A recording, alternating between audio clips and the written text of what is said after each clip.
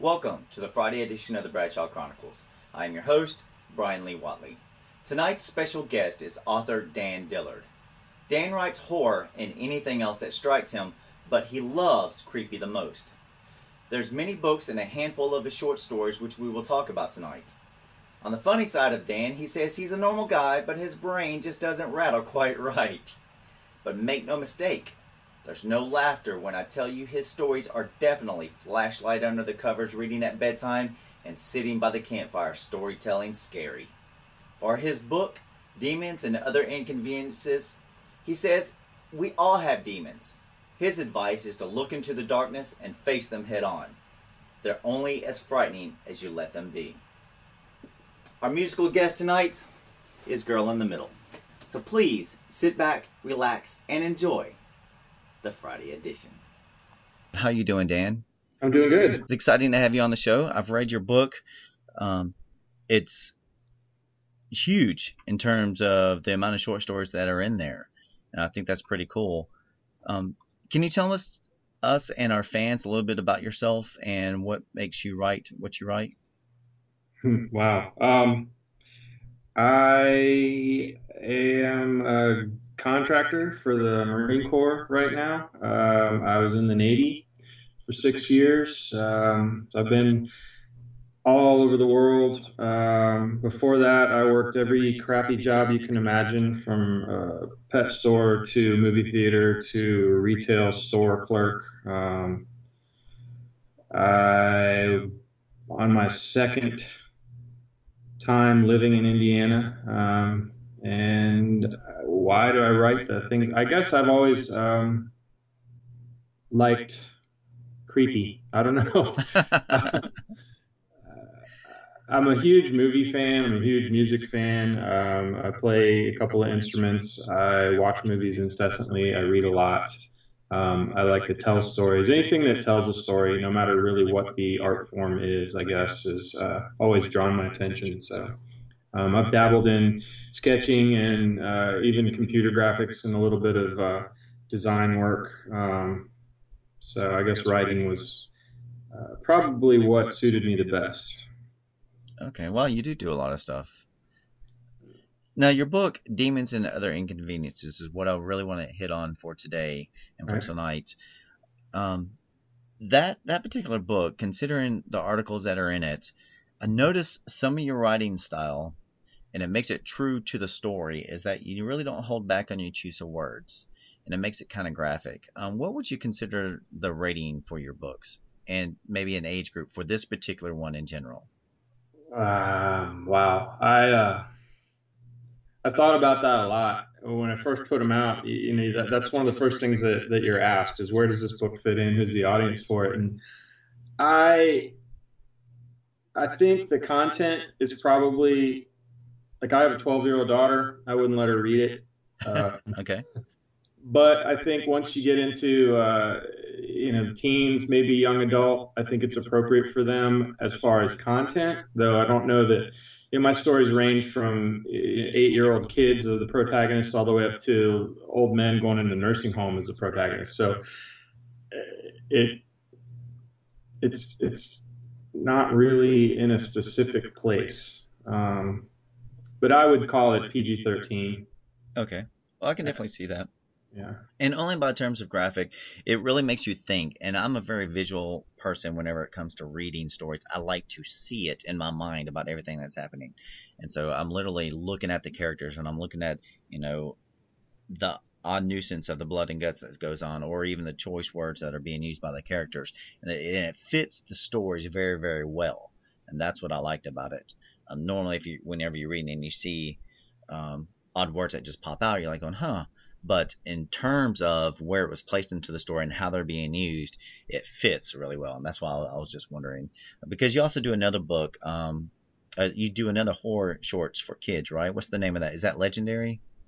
Legendary is one story in a group that I'm working on for kids. And it's like I said, I have a 7-year-old and a 12-year-old that can't read the stuff that I normally write. So that's when I got into the whole idea of horror movies. Was that age, and I always loved the probably To Kill a Mockingbird is the best example I can yes. give. The horror isn't there except in the kids' minds. They make up the whole terrible thing, and it becomes scary even watching it as an adult, or reading that book as an adult. You get into the kids' heads a little bit. So there's not a whole lot of that going on in film, especially right now. All they're doing right now is remaking a bunch of bad movies from the 80s right now. But that's true. You know, and the books are, and there's a lot of literature out there for that age group, but nothing to that level. And I'm not saying I'm writing at that level, but that's kind of what I aspire to do, is something that's kind of timeless, where anybody can read it. If you read it at 12, it has the same impact as if you read it when you're 35 or when you're 50 or when you're 75. You know, either you get it because you're at that age, or it takes you back to that age and you see the same kind of magic, good or bad, that the kids would see. That's why I started on the Legendary is the first story in that group. There's about 4 right now. That's the only one that I feel is finished, so that one's available. The reason why I ask that is I also have I have children, and my 6-year-old son, I love to read bedtime stories to him. And when I was reading this book, I'd walk downstairs and he asked me what I was doing. I said, I'm doing research for the show, and this is an awesome book of short stories. And he's like, will you read one to me for bedtime? And I said, it's an awesome story, but you're a little bit young for it. So that's good in terms of your 12-year-old age range in PG-13, because I can completely agree with that. That's a good fitting. Now, on the other side, because your books are so dark, and we're going to be getting into it, Demons and Other Inconveniences, and I picked out a couple of ones I want to specify. But on the other side, you're a fun guy. I've looked at your photos, and you have a pretty quirky side to you. So do you normally like to have fun when you're not writing about the dark and the horror? Yeah, I don't like to take anything too seriously. And a lot of my influence for writing comes as much from Douglas Adams and Terry Pratchett and some other comedian. I wouldn't call him comedian necessarily, but some funny comic kind of writing as it does from Stephen King and Peter Straub. So it's good to mix those two together. Plus, one of the best ways to relieve tension in a horror story is to throw a laugh in there, give everybody a breather. And it's also a good way to knock people off balance. So when you smack them in the face with something terrible, it makes it a little more effective, I think. So for Demons and Other Inconveniences, this is a collection of short stories. It's, like I said before, it's very long, but it's very easy to get lost into. And because it is short stories, you could read a section and put it down, and then come back, go to supper or whatever else, come back and read some later, or however a particular person's reading style is. But I found myself, when I was reading it, not to want to put it down. I'd go from one short story to the next short story to the next short story. And before I realized it, I was basically over with the book. And a couple of hours had slipped through, and I was going, wow, that's pretty cool, because I was always wondering and analyzing between the different stories. Did you feel that way as well whenever you were writing it and putting these collections together? Yeah, I wrote, I think there's 16 stories and a poem in that book, and I wrote them all between October and Christmas. Wow, that is fast, man. Okay. They came out all at once. I think I was carrying around a lot of ideas, and once I got in, you kind of get in a groove writing, and then you get in ruts too. But sometimes you just, middle of the night, I hate to say it, but sitting at work, I'd be scribbling something down because it was on my mind. And you get to the point where if you don't write it down, you don't get it out of your head, it drives you crazy. You can't sleep or anything. So, yeah, that book came really quick. The second one wasn't quite so quick. Second one took almost a year to get, and that was only 10 stories or 11 stories, I think, in What Tangled Webs. But yeah, Demons came real quick. Now, do you ever carry an audio recorder? Because I hear a lot of times authors, and there's a couple of books that I'm working on. I just don't write as fast as you do, but whenever I get a thought or an idea, if I can't jot them down, somebody gave me a tip to carry an audio recorder sometimes with you, or use the voicemail system on the voice notes on your phone in order to just scribble it down. Have you ever thought about doing anything like that? I have. I haven't used it, but I've got an Android phone, and I know where that is if I need it. Normally, I guess the only place would be driving that I wouldn't have, the ability to sit down and write something. Well, that's a good idea. Not to do it while driving. I do it while I'm driving. That would be a whole horror story in itself. But Yeah, really. I guess I hadn't. I don't know. Even just trying to fumble through and find the voice notes on my phone while I was driving down the street would be a little nerve wracking. Okay, that's understandable. So, what's your favorite story in this book, Demons and Other Inconveniences? It's between Demon of Walker Woods and Unlucky in Death for two totally different reasons.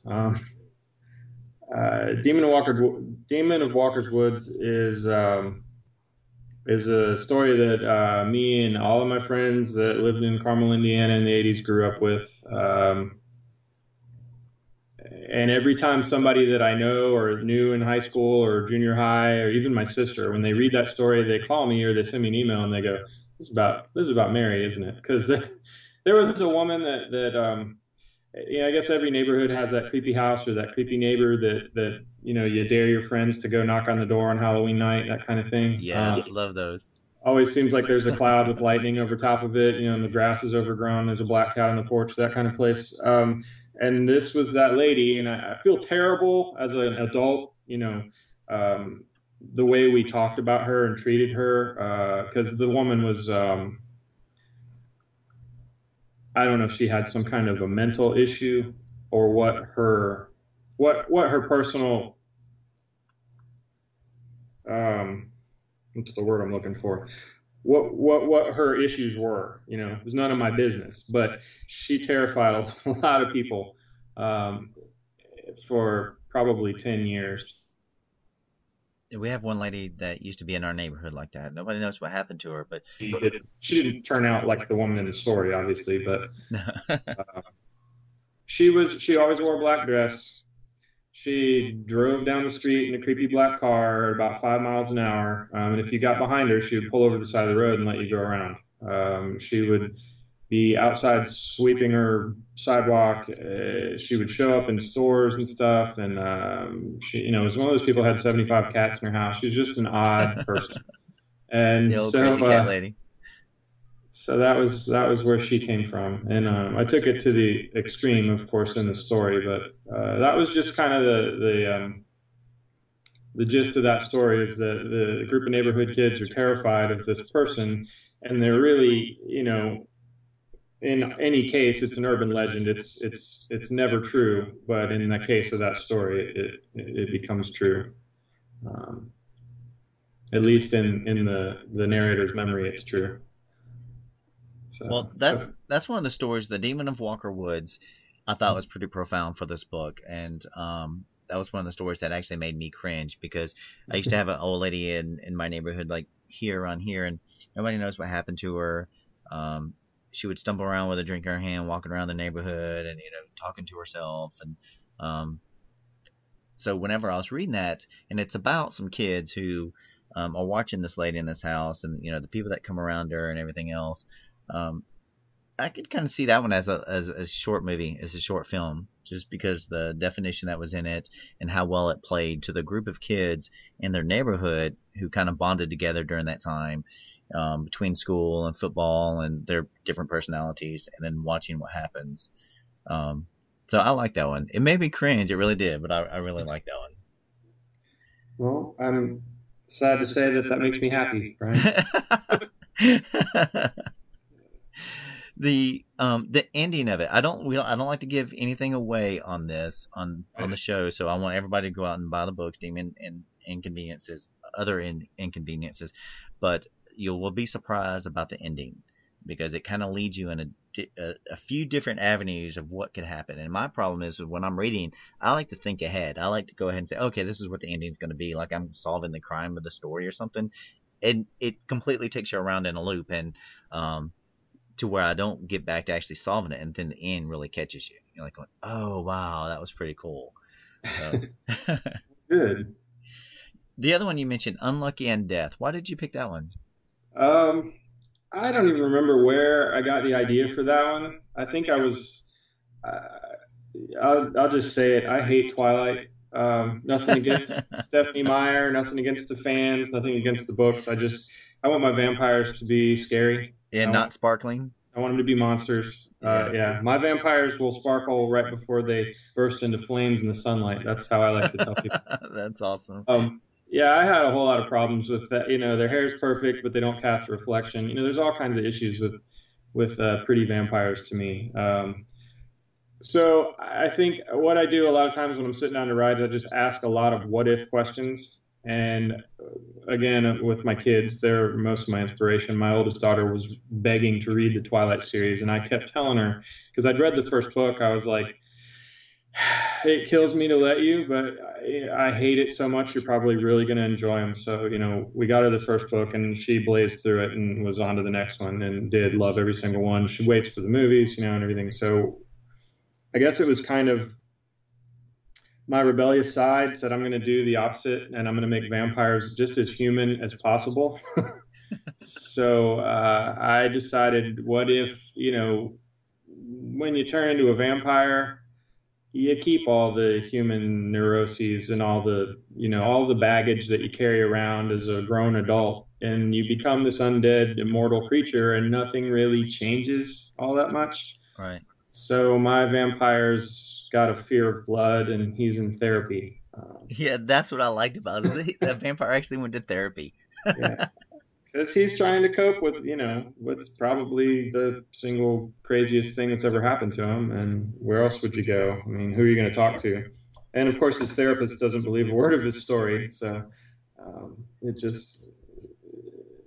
it's going to be a lot bigger than the story that's in there. I've already written another 20, 25 pages to that. And we were actually in talks to do a short film with a few people. And I actually contacted Stephen Jeffries, who, since Fright Night, the remake of Fright Night is out right now. He was one of the actors that I looked at when I was a kid and thought, that is how I would be if I was in movies. He's kind of quirky and got this really nervous energy. So when I wrote that story, he was the guy that I actually had in mind as his character, Evil Ed, from the original Fright Night.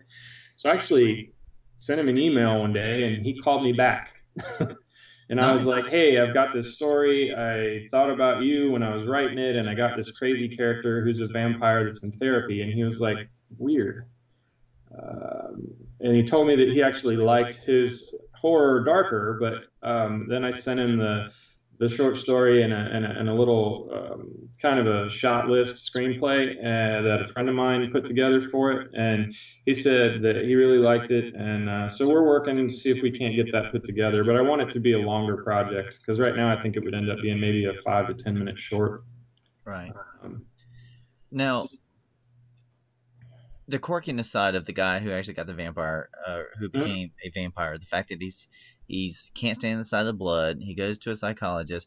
He's got this, and what I was talking about earlier in terms of quirkiness and word usage. If I could read just a quick bit out of the short story for everybody. Okay. One of the parts that I like is he's talking to her, and he says, the holes in my neck healed within a day or so. I have no proof. And he says, what if he attacks me again? And the psychiatrist comes back and says, if you're a vampire, it shouldn't matter, right? And he's like thinking, right? Then he thinks into his mind, and he says, logical, bitch. Yeah. And he says, this is stupid. She's not even treating me as a crazy person. Right. And so his whole persona in the story is just like sitting there thinking about the psychiatrist, and she's doing that whole, tell me how you feel. Tell me all that stuff. And he's like, why am I doing this? Why am I sitting here wasting my time? He's trying to get help. Meanwhile, she's writing her grocery list or something. Yeah. Yeah.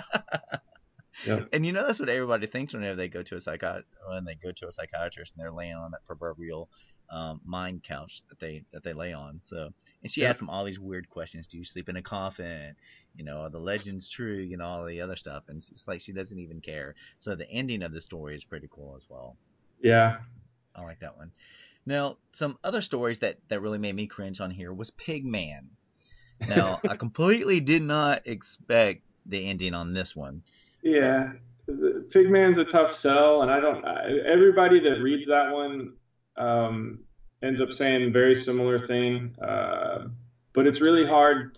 And I don't know if it's the title or if it's the cover that I drew for it or whatever that sticks out on Amazon, but it was tough to get people to grab that one and read it. But once they do, word of mouth has gotten around pretty good. That was actually a nightmare that my wife had. And she woke me up in the middle of the night and she was like, honey, you've got to write this down. And, of course, it was the middle of the night. And I was like, shut up and go back to sleep. And she was like, no, you don't understand. This is horrifying and you've got to write it down. And she started describing this character standing at the bottom of the steps in our house. And I was like, you're right. That's awesome. It was actually I wrote that one and Demon of Walker Woods simultaneously. Those are the first stories that I wrote. And it's gone through 3 or 4 rewrites to get where it is right now. But yeah, she gave me the creature, and I just had to figure out a scenario to put it in. So, like I said, I was in the Navy, so I was gone a lot, and I thought, well, if she was home alone with the kids while I was gone, and this thing was in the house, how would that play out? So the pig man was born. Now, I always wondered if, just reading some of these stories, if some of them were true. So it seems like this one is partially true. The fact that somebody had actually had a dream about it and gave you the inspiration in order to write it down. Are there some other inspirations like that come about? To some of the stories, rather? Not that way, I guess. There's a story in the second book, and I'm drawing a blank at the title, but it's about an orphanage where the children choose their parents for a different reason. And she gave me the idea. She said, you should write a story about killer orphans. And I was like, that's kind of dark. I like it. So there was that one. But like I said, my inspiration normally comes from looking at a story. It might be a classic story. It might be something that happens on the news. It could be something I hear on the radio. Or it could just be something that strikes me when I'm eating breakfast. I don't know. But those two were probably the most clear-cut. Something specific happened, and I put it into a story. There is the Rolling Meadows, I think, is the first story in that book about the old man going to the nursing home. Yes, that one was awesome. The nursing home is parked next door to a travel agency. And that is a real place in southeastern North Carolina on Highway 211, or I think it's 211. There's a nursing home literally next door to a travel agency? I used to drive by it on the way to work every day, and it always struck me weird because it's out in the middle of nowhere. There's nothing else around. But there's this nursing home, and right next door to it was a travel agency in just this small tract of land and giant pine trees on either side of this tiny little 2-lane highway. And I always thought it was odd, and that story actually... It was very Twilight Zone to me at the time, and then exactly. It was 12, 14 years later when I wrote that short story. But I don't know. I guess you just kind of have to keep your eyes and ears open, and something will always. Anything can be a story if you twist it just right, I guess. That's cool. You're right. It is very Twilight. These stories are very, very Twilight, very Alfred Hitchcock kind of things. Night show-ish. The thing about Pigman that I liked was having sometimes I do travel a lot as well, and family stay here, my son and my daughter, and my son is 6 and my daughter is 2, and I wonder about their safety as well. And so since this guy was traveling, and kids have vivid imaginations, but because of the work that I do in the paranormal, there's a little bit more to it, and about what they see versus what we think that they see, what they don't see rather. Mm-hmm. And so the fact that this little girl is seeing this entity or this being or this person, Pigman, in her house, and trying to get the wife to believe, or trying to get her mom to believe and everything else, and then how it comes out to find out about what happens at the end. And my heart just kind of sank at the end. At the end, I was feeling for the little girl, I was feeling for the mother and everything else, and I was like, oh man. And I'm sitting here thinking, besides the fact that the literal part of Pigman, something crazy like that could happen. If you take out the whole part of him being a pig man and just being somebody, something crazy like that could happen. Right. And so that's where me being away sometimes I'm going, man, I always wish for their safety, and everything that happens is always positive experience, and I do the very best that I can as a parent to make sure. And what if I get the call? Like, what happened to that gentleman in there? Which brings me up to the next story, is Amber Alert. That one also made me cringe. Amber Alert. That's the meat packing plant? Yes. Yeah. Yeah. I guess now that I think about it, there's also Geometry, but there's several in both books. And I've got a dozen or more short stories sitting on my computer that aren't finished yet, where putting small children in peril is a common theme. And I guess being a father of young children, that's really the greatest fear that I've got, is for something to happen to them where you can't be there as a dad and protect them from whatever it is. And when you throw a little bit of a paranormal spin on it, where it probably wouldn't matter if I was there, I'm still not going to win. It makes it a little more terrifying. So, yeah, I guess that is a common theme in many of my stories, because I've got two little girls. Well, the one with Amber Alert, with the meatpacking plant, it's always the fear of what happens with, or rather just the fact of ignorance is bliss towards what goes on in a meatpacking plant for most people who eat meat.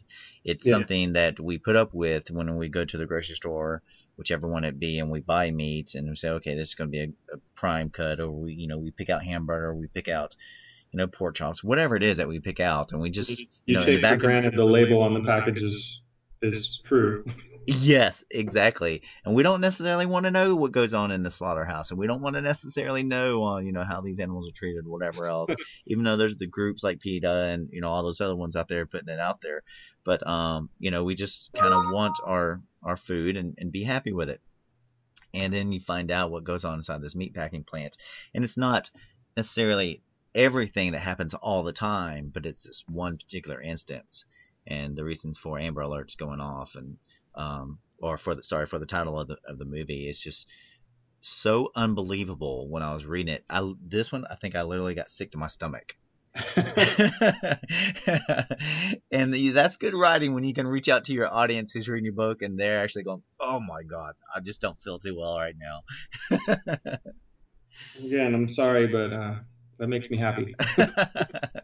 I don't reach for that. Like, one of the sad things I feel like in the horror industry, in books and in film, is that they've gone towards torture and gore as if it's what is scary. Right. And yeah, it makes you feel uneasy. A lot of people don't want to look at it. I don't think anybody really wants to look at it, but I don't find it scary if there's nothing behind it. Exactly. So,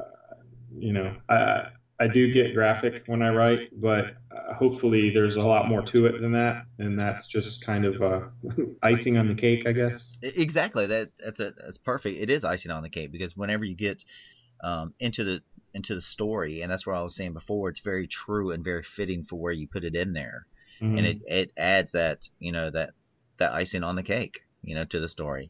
And I love reading movies that makes me visualize what's going on and actually captivates me into it. And then whenever you can move somebody's feelings to, like I said earlier, I was getting nauseous whenever I was reading it. I was like, oh no, I can't believe this just happened. And I'm sitting there going, this is pretty cool. And then, the dark side of me I'm sitting there going, oh, this is awesome. This is so cool.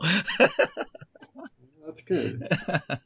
Good. I have a lot of reviews out there that would disagree with you. I get reviews from people that will download a story on Kindle and then complain that it was scary. No way. Yeah, I try to, I tag them with horror. I tag them, with cannibalism or violence or whatever it is that's in it. I try to make it as easy as possible to find the right reader, and I still get the occasional. This story, I'm trying to remember a good example, but My Mind's Eye gets a lot of flack, and that one was totally inspired by being frustrated at work and wanting to choke everybody around me. Who hasn't been in that situation before? Yeah, and that's the rub in that story is that, this guy sounds like a psycho, but truthfully, haven't you had these same thoughts? You wouldn't carry him out, of course. Most people don't, but you think about it, I think. Mm-hmm. Maybe not to that extreme. I always tend to go a couple steps further than is necessary, but yeah, that one gets a lot of strange looks. A lot of even my aunt called me when I first wrote the book and told me she really liked it, except for that story. That one was too much. So. Yeah, I think when I was reading the book, I was just like, in the different stories, I was like, oh goodness, now I'm going to have a nightmare about this one. And so I'm waiting for the nightmares to come about them, and then I'll try to wake myself up during them. Hopefully Freddie won't come get me or anything like that, or some of the characters in your books. But it was pretty cool, and it really makes you think. The short stories really make you think about it, and I love that when it comes to especially horror writing, because not everything is just a slasher gore kind of a thing. But if you can actually entrench the reader into your words for what you're visualizing, then you really captivated them. So I think it was pretty cool. Now for twisted endings, so I was talking about something that made me cringe and made me a little sick, and this is all good stuff, by the way. Twisted endings, individuality. Yes. Completely did not see that one coming at the end. I thought I knew what was going to happen when I was writing it, but didn't. And I kind of felt for the characters in there, because it seemed like there was some bonding that was going on, but maybe it was just a little too much bonding. Yeah, I guess. I don't know. It's a little, like you said, I don't want to give it away, but I really, really had to beg the reader to stick that one out till the end, because it gets kind of dull, and I did that on purpose. Okay. Like I said, I agree. You want to lead people, and you want to give them a little, tension and relax. That one was almost all relax. I tried to throw a little bit in there here and there to remind you that this guy in this house has bodies and freezers in his basement. But yeah, you got to stick that one out to the end. Yeah. And that's another, I guess, a big inspiration for me in a handful of stories is just the way people will take a stand on an issue, whether it's politics or religion or their favorite band or Ford versus Chevy or whatever it is, and they really maybe never even did any kind of research into why they're taking that stand. Maybe it was passed down from their parents or their school or whatever, and I just decided I'd have some complete polar opposites having a conversation on the porch and see where it goes. Yeah, because the two characters are completely different.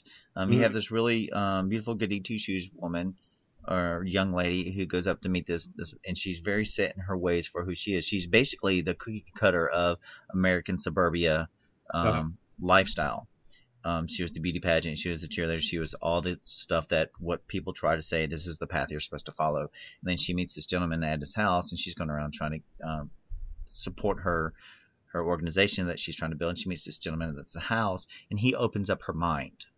Mm-hmm. And that's when you sit there and the man opens up her mind in order for her to start thinking. And then the ending is just what I would never have expected was going to happen.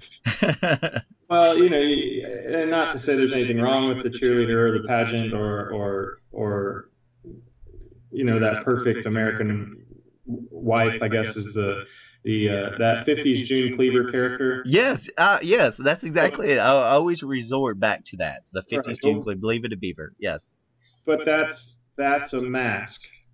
Nobody is that blessed and charmed that they live that in reality. That's always that's kind of the face they put out to the public, and you never know what's going on inside, and that's kind of the truth of that story. You don't know what's really going on behind either one of them. Yeah, I agree, because this did basically happen in a little suburb part of town. Mm-hmm. So that was pretty cool, and I like how you kept leading us back to the man in different parts of the story, which would lead for us to believe of a particular ending, but didn't. So, or maybe I'm giving too much away. Anyway, Well, that was a really good one. I like the twisted ending part of it. yeah, I mean, he's the bad guy. There's no question about it. But that doesn't mean that he's a babbling idiot. He's got his own ideals and his own and what'll get people, and what I usually hear about that one is kind of like if you watch the TV show Dexter, a lot of people root for him even though he's a serial killer, because he still has, for the most part, intact family values, as strange as it sounds. He just happens to kill bad guys, as a vigilante at night. It's just, I don't know anything about the character and individuality. His victims, you don't know anything about who they are or what they are, but he talks about a lot of things that I think a lot of people would agree with. Not necessarily, I didn't necessarily agree with him or with the other character. That's how they came out. Sometimes your characters, when you're writing them, they kind of take over. Right. And they become themselves without your permission. Well, speaking of characters, Infestation of the Third Kind. I'm scrolling through your book right now, looking at it again, and Infestation of the Third Kind was another one I was talking about. Now that's set into the future. Yeah. And so it's based off the concept of what happens after the Great War that's supposed to be impending, that a lot of people believe is going to happen. Mm-hmm. And so the outcome of this one was interesting. What made you want to write so far into the future like that? I was probably watching UFO stories or something. I don't know exactly what. That's one that I don't really know what the actual trigger was for that one, but it just I wanted to do something with aliens coming to the planet, and I didn't want it to be so. I don't know how to say it. One of the things that always drives me insane watching Star Trek or watching anything with aliens in is they're always humanoid. They always have 2 arms, 2 legs, 2 eyes, 2 ears. They walk upright. Other than speaking English and having green skin, they're pretty much just like us. And I don't think that's the way it's going to be. If it happens. So I decided to go with insects and 4-legged critters, and they come to Earth because we have a lack of inhabitants after this giant war. And I just kind of dump you in there. The war takes place in about a paragraph, and then you've got a couple of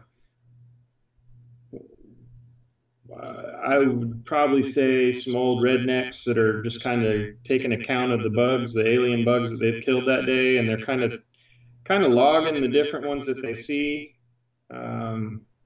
If nothing else, just kind of hash marks on the, I don't know, on the wall of the gas station or wherever they're keeping track of them. I got 6 today, or I got 5 today, and it's kind of a game to them. Yeah. But then it ramps up a little bit. Yeah, because it's the group of people who are living together or existing together after the war and trying to get by and everything. Then they turn around and they get attacked. Get attacked, and you don't necessarily see what these creatures or where they were coming from. And so it was a cross between, to me, it had a little bit of a Mad Max feel about it, which is really cool. Yeah. And then because of the post-war existence, and then you have this crazy creatureness that's based off the Stephen King movie. I think The Fog. No, not The Fog. It was another one where they had some aliens come in. Which one? The Mist. The Mist. Yes, The Mist. Yeah. And so that's what I liked about the cross between the stories. And then these people fighting back against it. It wasn't necessarily everything about the war or anything, but it was just the fact of how these people existed against the creatures and the scariness of, could this actually be true in the future? We don't know. Mm-hmm. So I like that. They don't know what's around the corner. When you take out most forms of travel, you take out most forms of what we use as communication, no cell phones, no internet, no hardly, not even really a landline phone, and they can't communicate with people 10 miles away without physically going there and seeing what's happening. So they don't know what's around the corner. They don't know if they're the only people left on the planet. And when the old guy takes off from town, he's really the only one left, and he doesn't know if he's going to find anything, or what's chasing him, or what might be there when he gets there. And that one, I think I toyed with that one becoming a much longer story, or maybe a short series of stories. I don't know. Well, I'm revisiting a lot of my short stories right now for that very reason, I think. Yeah, because of the difference of characters that you put into here, and a little bit of a drama and a little bit of a romance was in this. Just a hint and stench of it. A second, yeah. Yeah.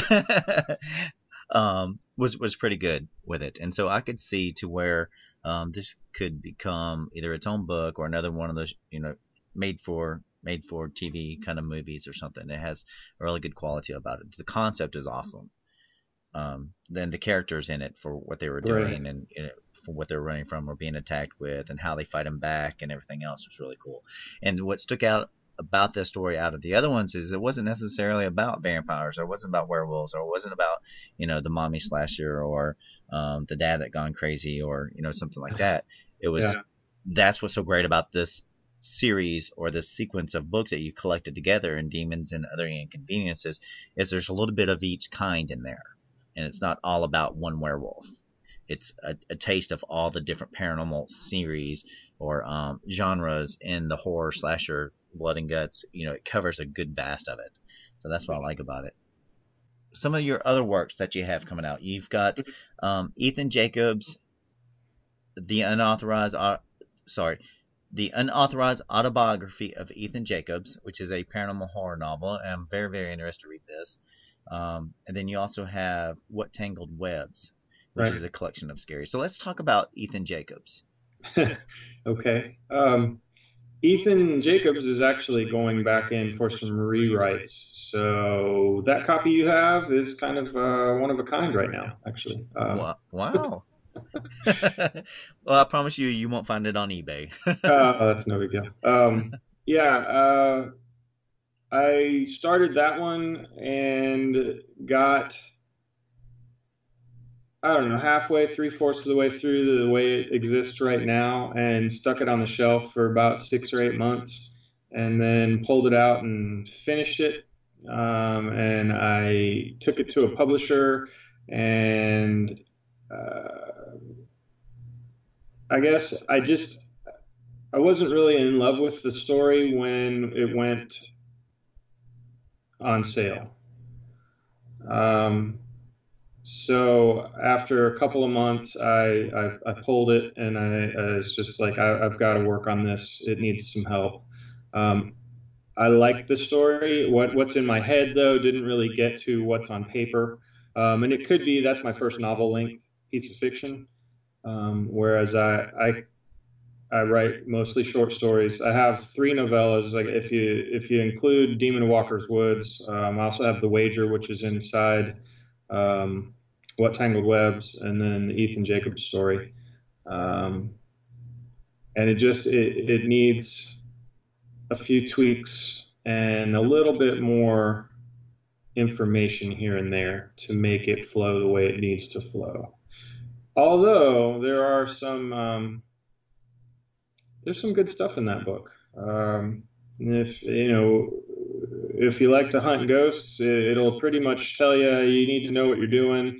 You need to listen to what people have to say that have experience in that area. Ethan kind of becomes obsessed with a story he's told by his best friend's girlfriend, who just kind of comes out at a dinner party and says, when she was a little girl, she saw a ghost that lived in her house, and it terrorized her for a few years, and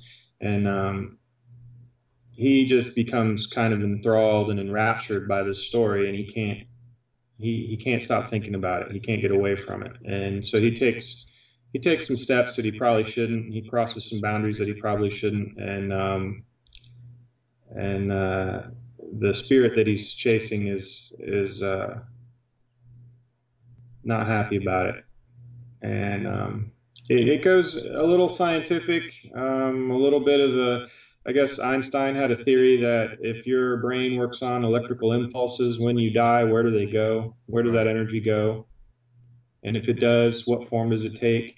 And it ends up with kind of a boiling, swirling mass of energy of all the spirits of all the creatures of all the world and all of history that have died, and just sort of this collective conscious of paranormal energy that Ethan bumps into. And when he gets there, it's not pretty, and it's not going to answer any questions, because I don't know that there are answers, at least for the most of us. It's not something that is black and white or cut and dry, and Exactly. But it's not pretty. Well, your book, What Tangled Webs, is another collection of scaries. What do you like? What do you like writing better? Just the full novel series of it, or the full novel, or the collections? Finishing a novel is a big feeling of accomplishment, even if you hate it. even if you get to the end and you go back and read it a few months later and you're like, this is garbage. It's just I don't know. It's like a load off your shoulders. I got it all out there. And no one ever finishes a novel and the first draft is perfect. It takes a lot of work. Right. But I'm really impatient. So I guess the short story is my favorite. I can crank them out pretty quick. Like I said, I have between the two collections, I think that's about 27 or 28 shorts, and then I have 4 or 5 shorts for kids, and then I have another dozen short stories that are sitting there waiting for me to get back to them. But the novel is more satisfying, I guess, if that was what you were getting at. The novel's much more satisfying. I can understand that. Yeah, because whenever you put a collection together, after you write down so many very short stories, you can assemble those and compile those in any particular book that you want. Mm-hmm. And hence, if you have 20 or so sitting around, you can say, okay, I'd like to go ahead and put out a book or a collection, and then you just pick the ones that you want to put in there. Right. And so it seems like it'd be a more instant gratification on one part of it, but whenever you get into writing the novel, it's all one piece. And so I can definitely understand where you get a greater satisfaction out of finishing the novel than the scary stories. Myself, I like both. So I love the scary stories because depending on how busy I am throughout the day or that week, how much I actually get a chance to sit down and read. Short stories are great because they get to entertain you. They're like watching a 30-minute clip on TV or whatever else. You get to be entertained, whether you're being scared or you're laughing or whatever else, and then you get to put it down and then come back to the next short story. But then whenever you get into a really great novel, you're just entranced into it just as much. And then you just have to remember when you get a chance to come back to it, okay, where was I in the book? And so when you finish it, it's a different feeling. It's a different euphoria feeling for you. So I like both of them. I'm glad you're writing both. I think it's pretty cool. I mean, I guess I don't really sit down and say, okay, this one's going to be a novel. I write until the story's done. And if it's 2,000 words long or 75,000 words long, and it's just whatever it takes to get there. And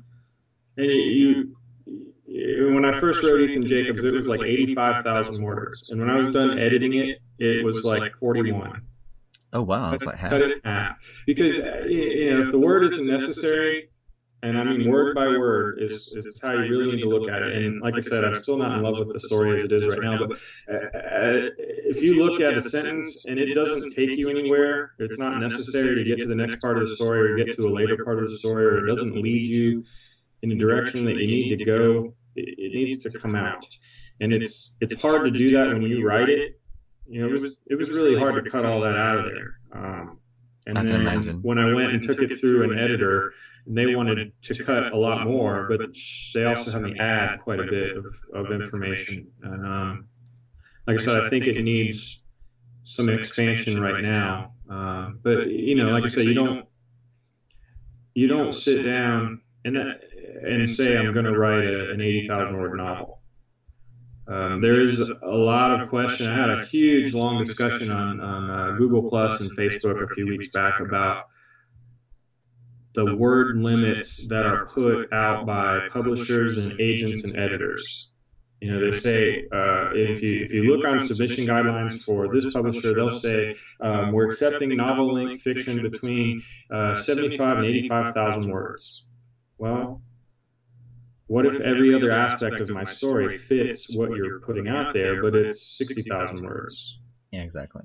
You know, and some places won't even look at it if it's not long enough.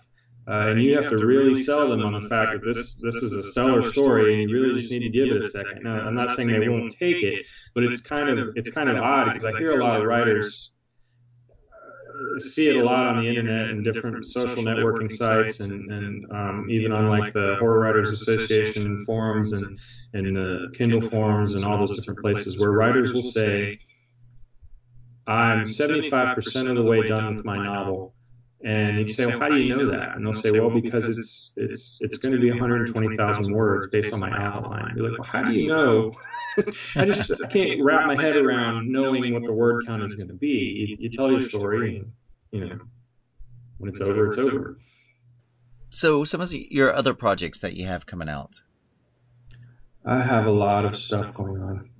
Very busy man. That's good. Yeah, it's fun. It's fun. It's a little nerve-wracking, but I'd rather be stressed in this way than in any other way. I work with the Ghost of William Castle. If you've seen, he's popping up back on the internet with a blog and a Facebook presence and a Twitter presence. And if you're not familiar with him, he did a bunch of really good horror movies, probably trying to think of the word that I'm looking for. He was a showman, and he liked to use gimmicks, special ghost-seeing glasses, skeletons that flew over the audience. He had the movie The Tingler, where certain theaters actually had like almost like a solenoid under the chair, so that as this creature was crawling around, it would vibrate your movie theater chair. Back in the 50s and the 60s. And Mr. Castle died in the 70s, and here in the past couple of years, he's shown back up on the internet as the from the grave, the Ghost of William Castle, which is fun. It's a little tongue-in-cheek, but it makes perfect sense with his personality that's being carried on like this with their productions. And long story short, it started with a project called Scare It Forward, which is an internet version of the old campfire tales where you'd sit around with your buddies camping, and someone would start a story and then pass it on to the person next to him, who would tell the next portion of the story and go around until you get to the end. I remember doing that. Yeah. Well, this is it's on scareitforward.com, and we're on our third story now, and we've actually ended up with 2 novel-length stories. The first one was about Angel Island out in San Francisco Bay, and I can't even go into the details on it. It's so complex, but it was a lot of fun. And then the second one was about the ghost of La Llorona out in the Southwest, the Weeping Woman, which is a classic story, or a legend, I guess you'd say. And it kind of turned into a teen slasher, but it was fun to write a portion of it. And then now we're on a new one that I started about a motorcycle riding, beer swilling, guitar playing badass that starts seeing demons in the bar. And I don't know where it's going to go, because like I said, I wrote the first chapter and handed it off to I think there will be 12 other writers, and they'll take it wherever they want to take it. So you never know how it's going to end or what twists and turns it's going to take, but it's been a lot of fun. And I'm working on a screenplay with Terry Castle, who is William Castle's daughter. We're trying to put together something along the line of The Goonies or some of those old 80s style Stand By Me and The Goonies, The Monster Squad, those kind of shows where the kids are the heroes, the kids are on the adventure, the parents are kind of they're either out of the house or they're too dumb to realize something's going on, or they just don't believe the kids when they tell them. Right. Kind of like the Demon of Walker Woods. Yeah, it was actually very similar to that. And then we sat down and collaborated on it for a while, and what I came up with ended up being quite different, and it's going to be a lot of fun. You know, again, it's a screenplay. There's millions of them written every year. You just got to hope that somebody picks it up. But we're still working on it and having a good time with it. We both like it a lot, and I told the story to my kids, and they both like it a lot. So hopefully everybody else's kids will too if it ever gets made. But that's my first screenplay, full length, I guess I should say. I've written a couple. Like I said, we did the Unlucky in Death little treatment for that for short film, and I got a good friend here locally who's a independent filmmaker, and we're working on several projects all the time. We have a stack of things we have to get to. Very cool. So when do you think some of these will be coming out? Oh, like I said, it's just written right now. You have to finish it and polish it, and then you got to sit down with people that are really intimidating and make them believe it. And then they've got, you know, I mean, when you're asking somebody to put up millions of dollars, it takes a while. It takes a while, and I don't really know that much about that side of the business. Right. So I'm learning all that right now. But well, I'm excited for it. I really am for them to. That's why I was asking, when are they going to be coming out? Because I'm excited about it. Well, I hope a lot of people are excited. Maybe we can generate some buzz on the net, and then it'll get made. Somebody, you know. Yeah, definitely. Somebody will make it. The net's a powerful thing these days. Yep. All right, so your books that are available, the ones that we talked about tonight is the main one is Demon and Other Inconveniences.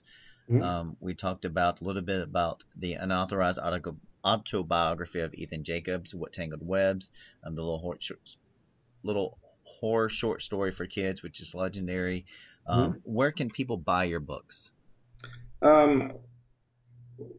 Right now, the two collections are available through Amazon.com or CreateSpace or BarnesandNoble.com. Pretty much anywhere you can get books online. They're available in paperback and also as ebooks. The electronic versions are also available on Smashwords.com, Kobo Books. If you've got iTunes, you can get them in the iBook store for your iPad or your iPhones.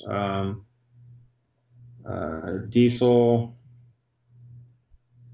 pretty much anywhere you can get ebooks.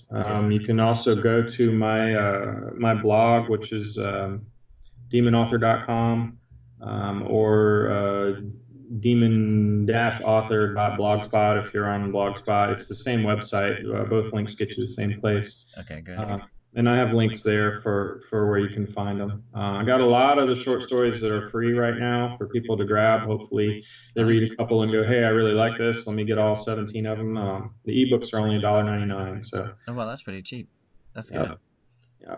I don't see any point in charging more than that. I probably will one day, hopefully, if I get to have a big head about it. But right now I'm just a guy that writes. So that's cool. I like that. You can also find Dan on Twitter and Facebook, and it's underneath the Demon Author on Facebook, correct? Yep. If you search Demon Author, you can find me pretty much anywhere. And I don't know exactly. I guess that comes from Demons and Other Inconveniences being the first book, and kind of just stuck. Demons aren't the only thing I write about, but that's where that first book was at. Kind of a tongue-in-cheek look at demons, whether they're with wings and horns, or whether they're, I can't stop gambling, or, in the case of the vampire that is afraid of blood, that's his personal demon. It just depends. Yeah. It's kind of a tongue-in-cheek thing. Even the title of that book was. It fit because of all the various short stories that were in it. It fit very well. I tried to group the stories together with a common theme. So when you look at What Tangled Webs, it's not Shakespeare at all, but I use that because it's about people that try to do whatever they can to get over on the system, whatever that system might be. And none of them succeed, I don't think, in any of those stories. Everybody's miserable in that book. it does have some fun sections too, but it's not near as much comedy as is in the first book. So, but yeah, Demon Author on Twitter. I'm also on Google Plus. If you search for Dan Dillard, I'll pop up on there. I'm on Goodreads. I'm on Smashwords.com. I'm on Scribd, Wattpad. Pretty much anything to do with any place I could slap my name up so somebody else might see it. Very cool. So basically, just do a Google search on him, on Dan Dillard. Yep. That'll get most of it. Yep. Very cool. And I'm trying to, scrounge up one reader at a time. So. Right. So if people want to work with you, how can they get in touch with you besides the website? Do you have an email address or anything that they can write to you? Sure. demonauthor@gmail.com. Nice. And they can always contact me on Facebook or Twitter or Google Plus or wherever they have available. I try to be on there. Okay, cool. So your website's demonauthor.com. Catch him on Facebook, Twitter. His email is demonauthor@gmail.com. Mm-hmm. His book that we're talking about tonight, Demon and Other Inconveniences, is an absolute read, guys. You really need to check it out. Get out there and buy it. Give him some feedback. Help him out with his next events that are coming up in terms of books or projects or anything else. You guys really need to check out this book. I wouldn't recommend you reading it to a small child, but you need to read it because it's really good. Yeah, because I don't want to get sued. Yeah. Exactly. I want everybody to read it, but if it were up to me, I would say 15 and up, just to be safe. I've had people stop and ask me, I want to buy this for my kid. And I'm like, how old's your kid? And they'll say 12. I'm like, yeah, well, maybe you should read it first. You never know. That's cool. Well, I really do appreciate you being on the Bradshaw Chronicles, the Friday edition tonight. And I look forward to your continued success for all the work that you're doing and that you have done. So thank you so much for writing these books. I love reading them, and I look forward to reading more. Any last words you'd like to say to anybody tonight? I'm glad to be a horror fan. They're some of the greatest. It's just such a wide-ranging genre. It's I don't know, the craziest people you'll ever meet and hang out with. So it's been a lot of fun. I hope I get to do it for a long time.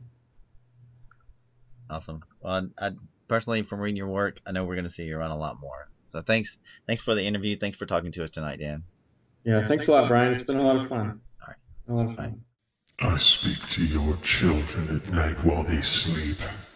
The scars that I leave can't be seen, but they're deep. Terrible visions comprise my attack. I paint them in shades of both crimson and black. Shivers are what I provide, to be clear. Disease, discomfort, displeasure, and fear. Boiling and swirling, I hide underneath. In an instant I face them, sharp claws and fanged teeth. I'll show you true horror, and fill you with lies. Friends call me Nightmare. Now please, close your eyes. And now our musical guest, Girl in the Middle with Breakthrough.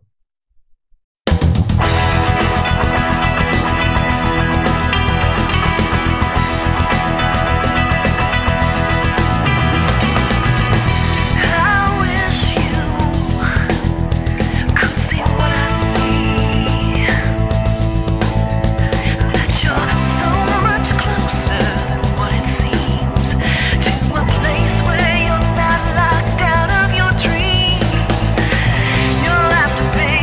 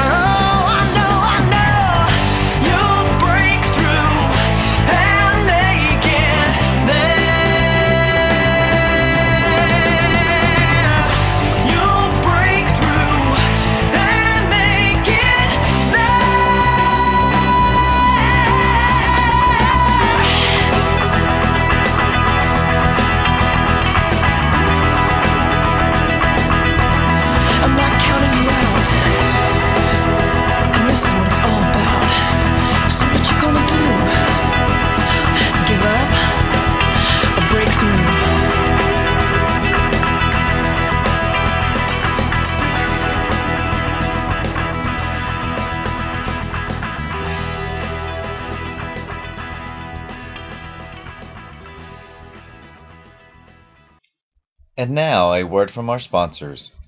At Taylor Gifts, we do customized monogramming and embroidery. We can monogram anything from a simple one name on a bib for a baby to a customized logo on a company shirt. We can make gifts for your wedding entourage and gifts for your friends. Label your children's items for school and put names on jerseys for sports. If you have items of your own you want them monogrammed and embroidered, we can do that. Tailor Gifts are sewn with high-quality thread on a professional embroidery machine. So go to the website www.tailorgifts.net, call 251-391-4354, email sales@tailorgifts.net, visit us at ETSY, and Facebook us. We are ready for your orders. The Ghost Tales Television Network, GTN. GTN is designed to give the paranormal TV and filmmaking community the opportunity to showcase their talents and creations. If you believe you have what it takes to create your very own TV show and or short film and you would like the opportunity to showcase your creations, you may contact us at ghosttellstv@gmail.com or call 901-377-7166 for more details. Make sure you visit ghosttellstv.com. GTN, America's Paranormal Superstation. Thank you for listening to the Friday edition of the Bradshaw Chronicles. I'm your host, Bryan Lee Whatley, and I hope you have an amazing weekend, and I look forward to seeing you next Friday.